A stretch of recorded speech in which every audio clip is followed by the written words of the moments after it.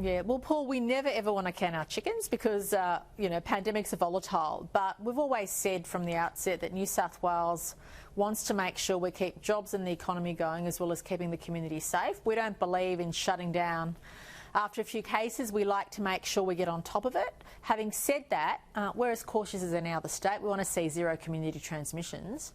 But we also want to do it in a way which doesn't provide extra stress or burden to the citizens. I mean, people are going through enough stress as it is. Businesses are doing it so tough. And we want people to feel confident that in New South Wales, our way forward is that lockdowns are the option of last resort, not first resort. Shutting down a border is the option of last resort, not first resort. I mean, Victoria had 180 cases the day that we closed borders to Victoria, like 180 a day. So we waited, we wanted to give Victoria time to get on top of it, and then when it was a risk to our own citizens, of course, we decided to close the border, but not after 2 or 3 cases. So are you able to do that because, like, every member of the public service becomes like a COVID cop, like when you press the red button? Like, why does the machine of government seem to do it in a certain way here that they can't do in Queensland, that they won't do in Victoria? Look, I don't want to cast comment on my other states, but I know you can. That's your job. But in New South Wales, Team New South Wales is all about whole of government. Health are the expert contact tracers, but we need police to help us with compliance. We need Service New South Wales. I mean, 3.5 million of our citizens have signed up to the Service New South Wales app, giving people information in a timely way, getting on top of any issues which might arise. So we've got all of government geared towards working towards helping the citizen and making sure we have that balance. And also, we've got an eye to the medium and long term. We don't know how long this pandemic's going to last. And it doesn't provide anybody with certainty or confidence to know you can open and shut at a whim. Well, I don't want to take it lightly, but certainly in New South Wales, we want it to be as certain and as open as possible whilst keeping the community safe. We know what works and what doesn't. We also have confidence in people taking personal responsibility. Our citizens have shown us time and time again that they respect the advice that's provided, they take the advice that's provided, and without the community doing that, we wouldn't be where we are. I know that there's, you know, no names, no pack drill, right? But a lot of people watching us right now would love to know how the process works about how the states interact with each other or don't. We hear about things like National Cabinet. I'm a supporter of the idea. I like the idea of the way people like yourself and the Prime Minister can work together. But does it work when a Premier says to you, hey, you guys seem to be pretty good on contact tracing, can we borrow your system? Is it as personal as that? Or it feels like people kind of walk into the room with no and just don't move? Yeah, look, National Cabinet is a million times better than COAG, I can tell you that, because it's essentially leaders coming together making decisions without the red tape that went with COAG. So I'm a strong believer in the National Cabinet process. I think it's a positive move for our nation. But what COVID has done is highlight that we are a federation, and even though there might be advice that says we all need to go a certain way, that state premiers still have the right and the authority to do things a bit differently. And I think what's important is for all of us to agree on the key principles. Zero community transmission is something all of us have signed up to, but it's how you get there.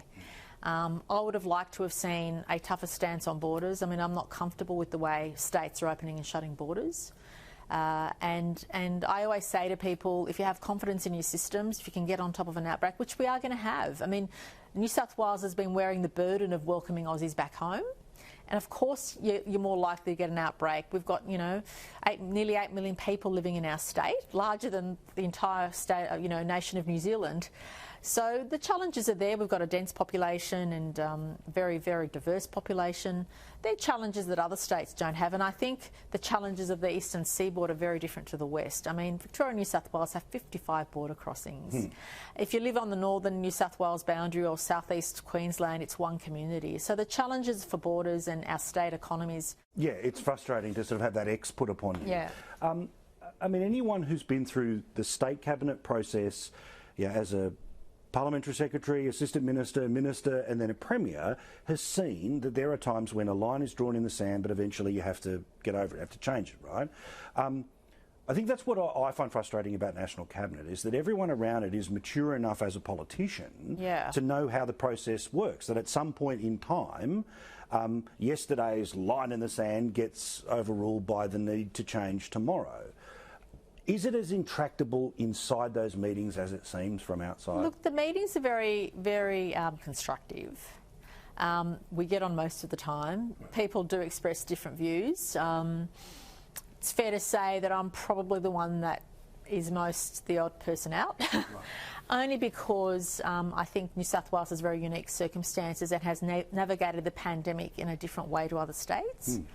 But that's something that is just the way it is. But I also feel that when New South Wales is strong, Australia is strong.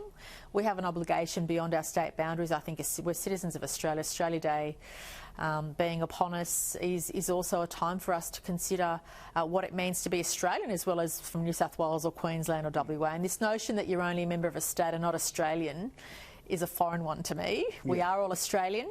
We should be helping each other. And I think the way that all the states came together during the bushfires, we helped each other out. We had volunteers here from other states when New South Wales was going through a really difficult time, and similarly we provided support. And you do that. I mean, 99% of the time, that's how Aussies are. We give each other a hand. We give each other a hand up.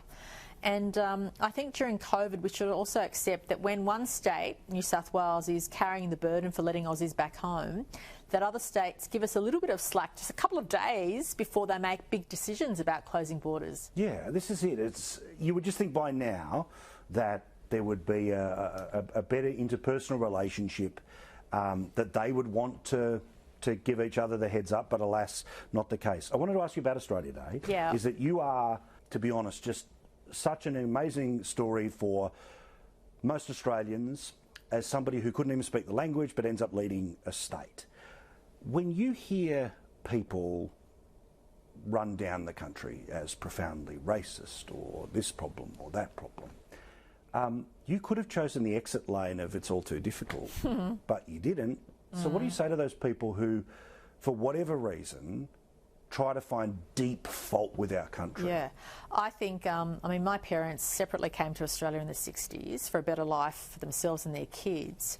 And when I reflect on the sacrifices they made and sacrifices Aussies have made for generations, including our First Nations people, I can't think of anywhere else I'd rather be, Paul, honestly.